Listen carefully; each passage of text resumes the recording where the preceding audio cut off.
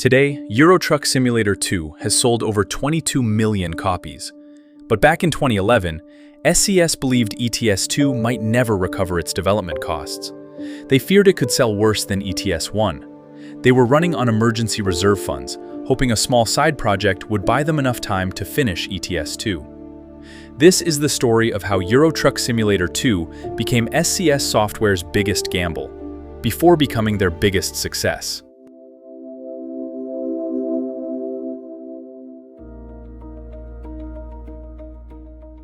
After ETS1 released in 2008, SCS could have played it safe and made a small sequel like many developers would.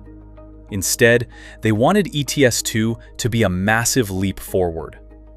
By 2010, they were planning to release the game in 2011. They had underestimated just how ambitious the project really was. Every extra feature made ETS2 a better game, but every extra month also made it more expensive. In 2010, another Prague-based game studio shut down. SCS suddenly had the opportunity to hire many talented developers, but simply could not afford them.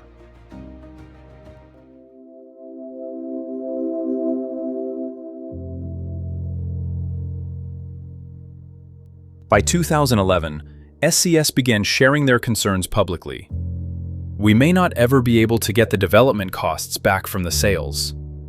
Truck simulators were a very niche genre. Mobile gaming was booming. PC gaming was on a decline. We are afraid that no matter how good a game we may be able to develop, the sales will still be worse than ETS1 sales. By this point, development had already gone far beyond the original budget. Every extra month meant more money invested, with no guarantee it would ever come back. We keep sinking every single cent that we have earned from our older games during the last 2 years into the game's development. This is basically our lifeline now. We will be at the mercy of Truck Games fans. They will vote with their wallet to decide whether we survive past ETS2 release.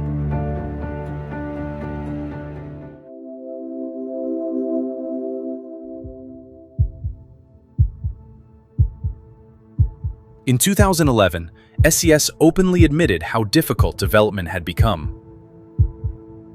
We are now running on emergency reserve funds, hoping that profits from the little game of trucks and trailers is going to buy us a bit of time to complete ETS2. By mid-2012, ETS2 still wasn't ready. Rather than rushing the game out, SCS delayed it once again. They knew another delay would disappoint players, but releasing the game too early could be even worse. We need the game to succeed if SCS Software is to stay in business.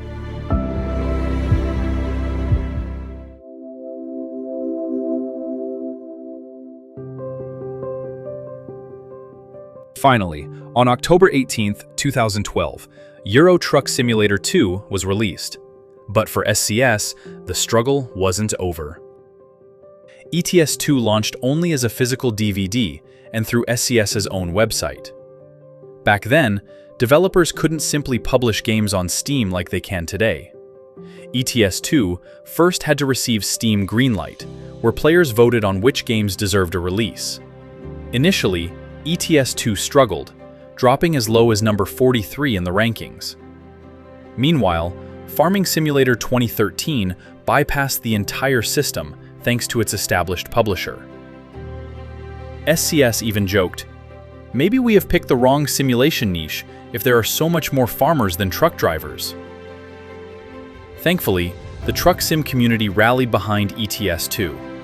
By the end of November, it was finally greenlit.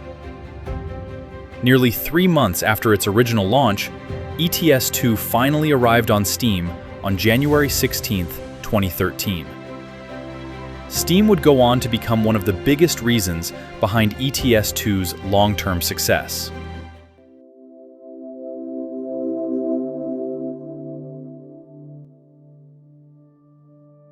Getting the game released wasn't the end of the challenges.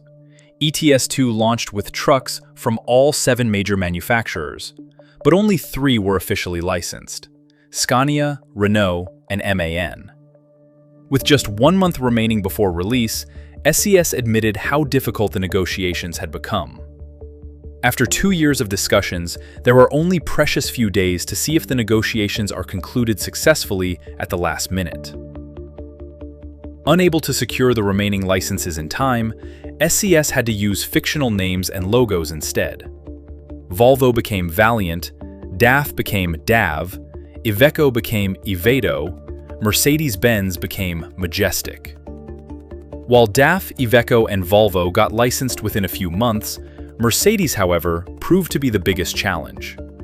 After appearing as Majestic for almost 3 years, Mercedes was finally licensed in 2015.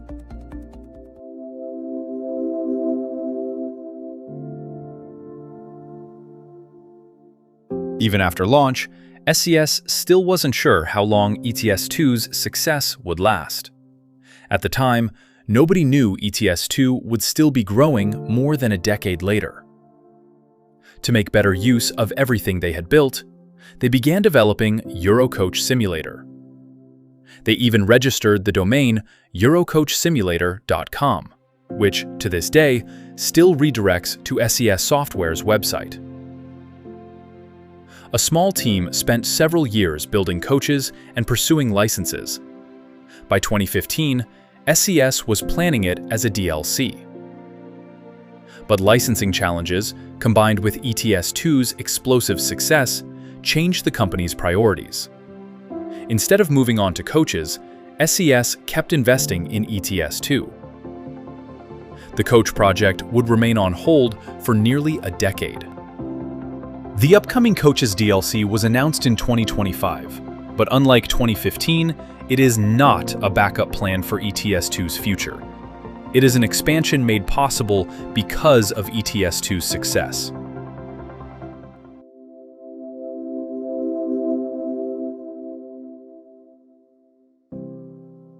Back in 2011, this was the reality SCS was facing. We may not ever be able to get the development costs back from the sales. Today, over 22 million players, 4 million base game, and 10 million DLC copies sold in 2025 alone. ETS2 has become one of the longest supported PC games ever made. Instead of making Euro Truck Simulator 3, SCS chose to keep evolving ETS2 for more than 14 years. The project they once feared might fail became the game that defined an entire genre.